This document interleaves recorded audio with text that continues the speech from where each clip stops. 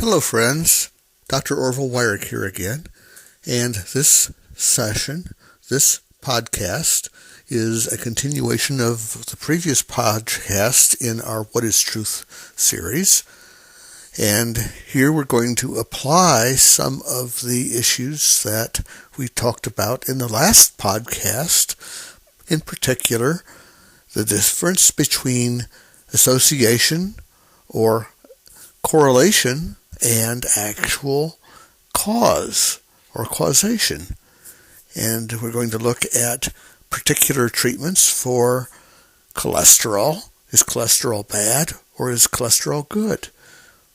These are actually statistical associations. They're not necessarily proof of causation. And so we'll look at that.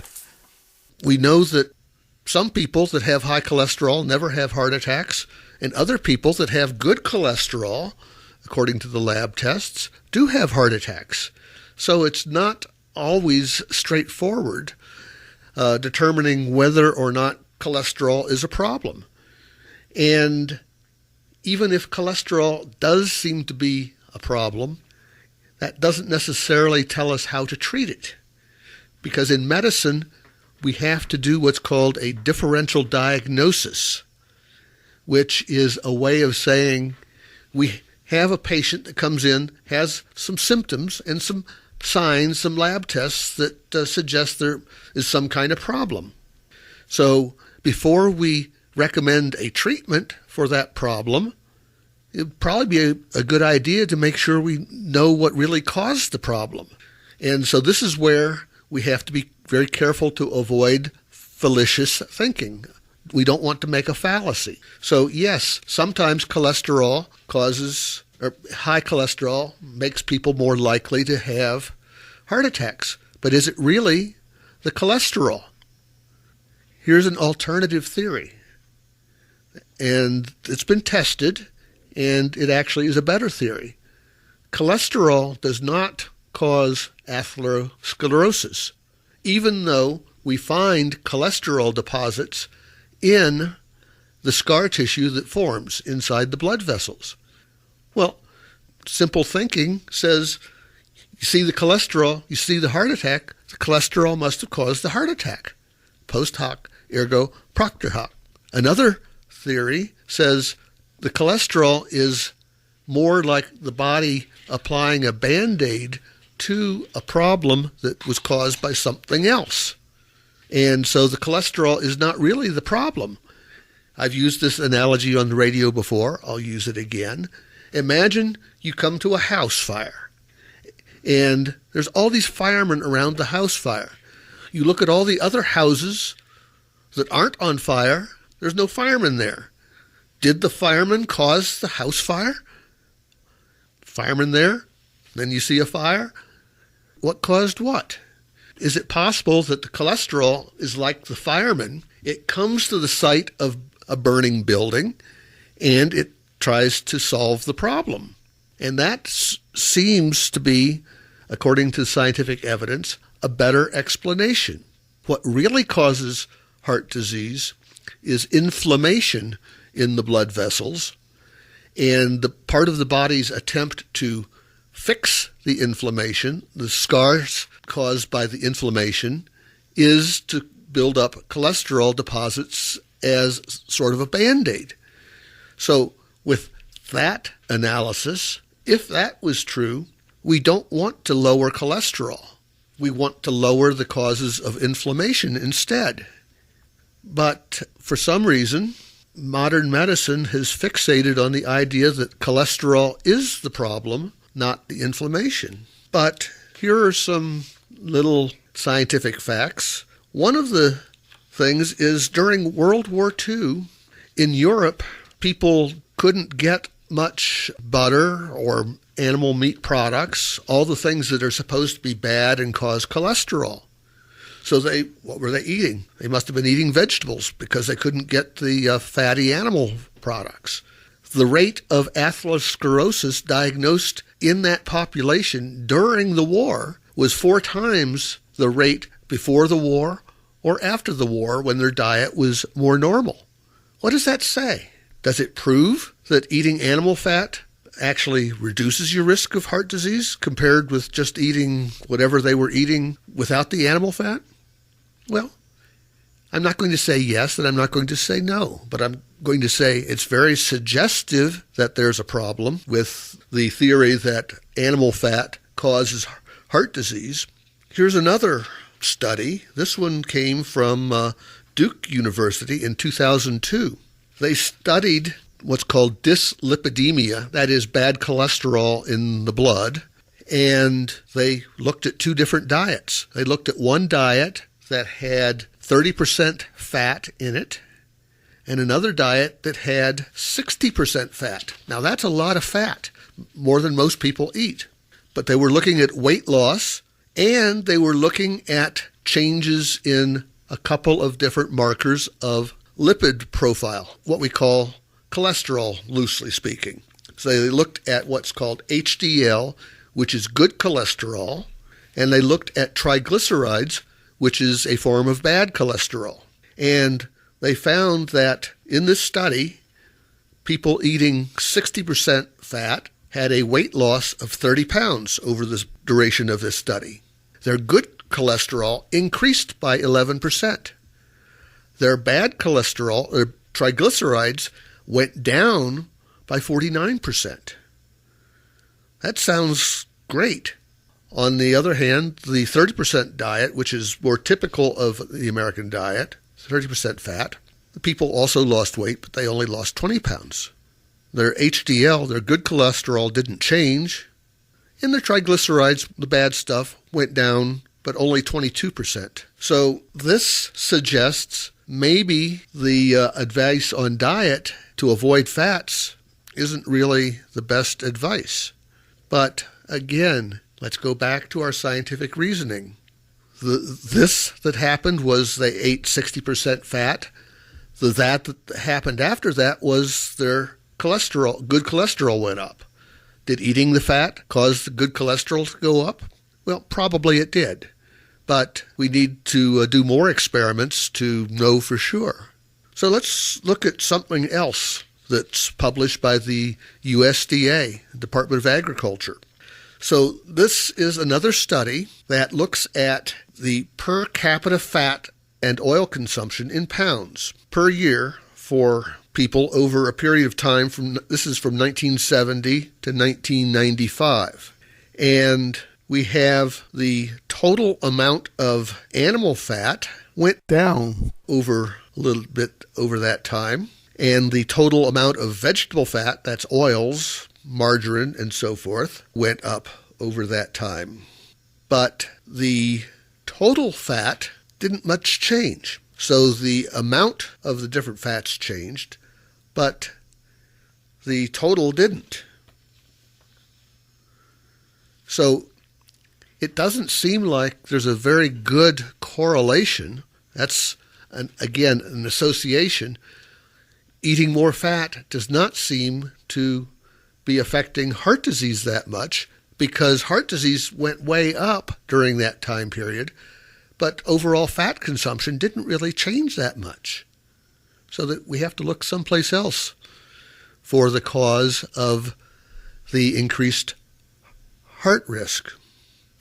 And so we look again at the USDA data over that same time period. But we're looking now at sugar consumption, sweetener consumption. We're looking at sugar, sucrose, that's white table sugar, and corn sweetener, which is also called high fructose corn syrup. And we're looking at total carbohydrates, the total of the two of those. So we have, during this time where heart disease is going up, we have a significant increase in the amount of high fructose corn syrup being consumed by Americans, and we have a decrease in the amount of white sugar being consumed. And overall, the consumption of sweets went up a little bit over that period of time. So am I making the case that this proves that eating high fructose corn syrup causes heart disease? Well, I'm saying first this happened and then that happened? Is there a scientific relationship, or is it just a coincidence? We need to study further. Does that make sense to people? I would love to have everyone talking about this idea that we have to make sure that it's not just this happened, then that happened, and then I assume that there's a correlation. Mike, look like you want to say something there. Well, I'm just wondering, it seems like this whole thing with cholesterol keeps changing all the time. Medical science says, okay, cholesterol is no good for your heart. And then all of a sudden they say, well, yeah, it's not that bad. You need to do other things or whatever. Yes. So how much does diet really have to do with it? It is important, but not necessarily in the way that most people have been told. So in conventional medicine, allopathic medicine, the medicine that's pharmaceutical based, the drug companies have some really great drugs that lower cholesterol in the blood. And these are best-selling medicines because everybody wants to avoid a heart attack. But do they work? Well, not so much. If you lower the cholesterol, you can detect reduction in heart disease. But it's not necessarily true that it is because these drugs lower the cholesterol, because the drugs also have other actions as well. And I'm going to tell you, cholesterol is not bad. It is essential in the body. Many of the hormones in the body, important hormones like estrogen, progesterone, testosterone, cortisol, aldosterone, those are all steroid hormones made in the body from cholesterol. No cholesterol, no hormones. No hormones, no person. So you have to be careful that you don't want to reduce cholesterol too much. Now, again, here's another correlation study. We know that there are genetic problems. Some people don't make very much cholesterol at all. It's a genetic problem. Other people make too much cholesterol. It's really a genetic problem. And if we look at the life expectancy of the people who don't make much cholesterol, look at the life expectancy of people who make too much cholesterol, it turns out the people that don't make enough cholesterol have even shorter life expectancy than the people who make too much cholesterol. And people who are in the middle live longer than either of the extremes. Good or bad cholesterol? Well, that's another good question. What is good? What is bad? So, again, the medical establishment has simplified terminology to make it easier for people to understand and comply. They talk about cholesterol, but what good cholesterol and bad cholesterol. But cholesterol is cholesterol is cholesterol. It has a particular known chemical formula, and it's always the same. So what makes cholesterol good or bad? It's not the cholesterol. It is what is around the cholesterol. So we have something called low-density lipoprotein. That's a mouthful, which is a carrier for cholesterol. And when cholesterol is being carried by low-density lipoprotein, LDL for short, it seems to be associated with bad health outcomes.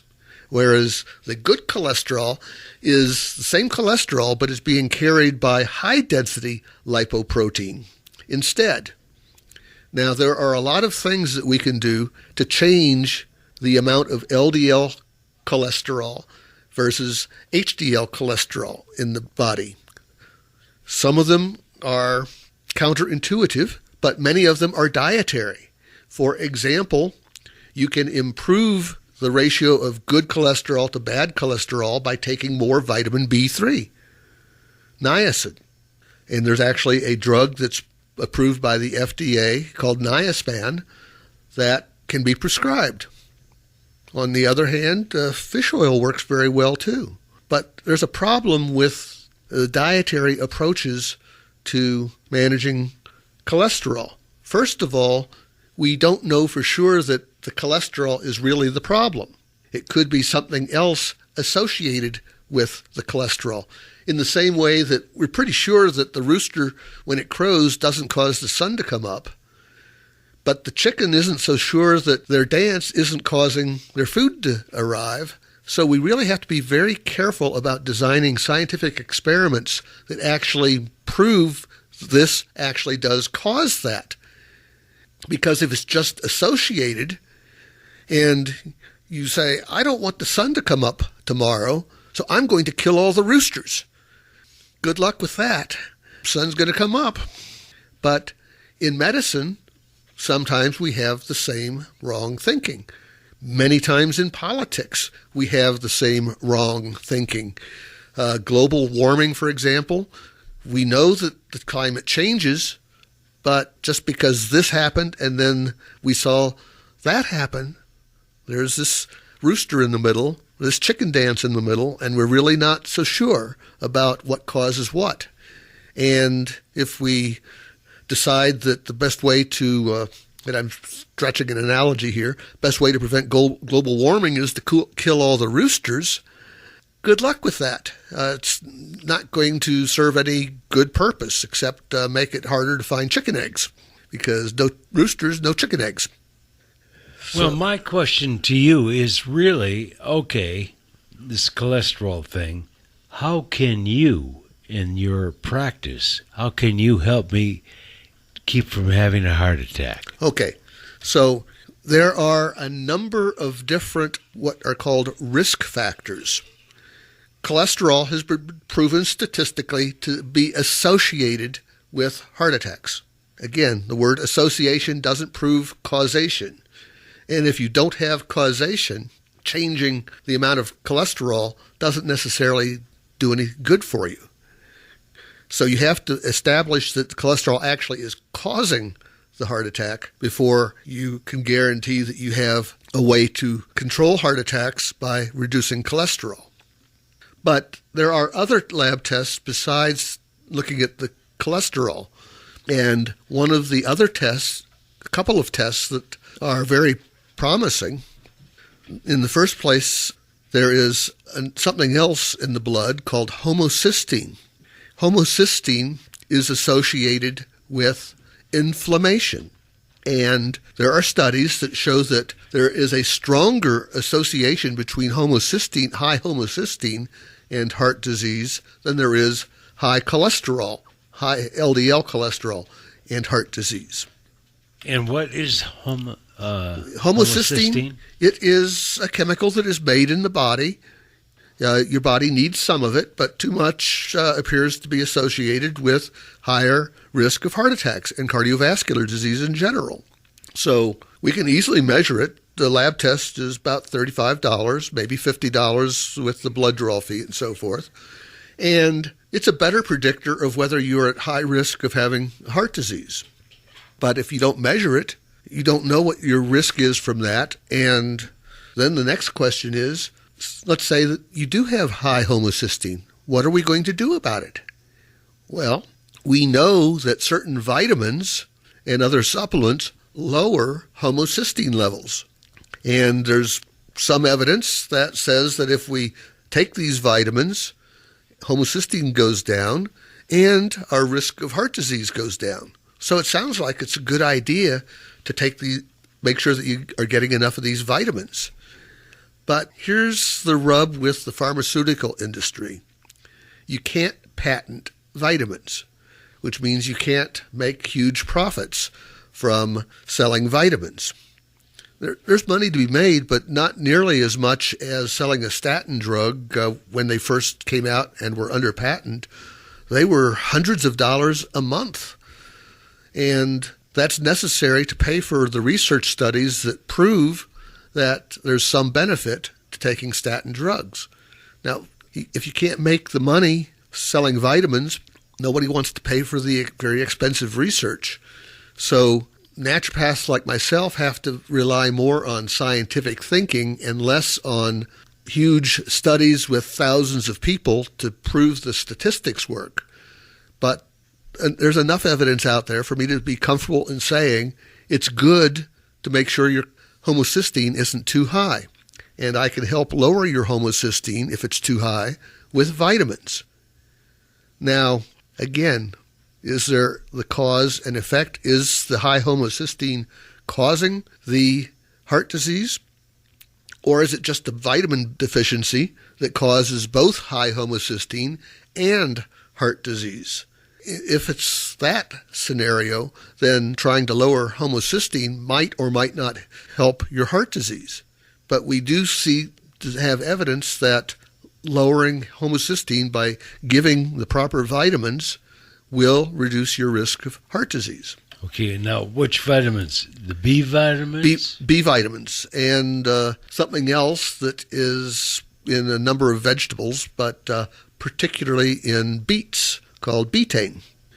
And there's also genetic factors that go into this. Some people need a lot more than others. And one of the things I like to do in my office is to run the genetics and see what vitamins you need more of than most people. Because the government publishes recommended daily allowances, but that's just for the average person. Are you average? Most people think that they're above average. Yeah, the whole thing seems to be going to this DNA and genetic testing type thing with medicine, right? Yes, that's one trend. But we have a counter trend of the public health system, which rather than focusing on the health of the individual, wants to focus on optimizing the health of the whole population. And so that's a different calculation. If I'm sitting down with a patient, I'm looking at their genetics and saying, this makes the most sense for you.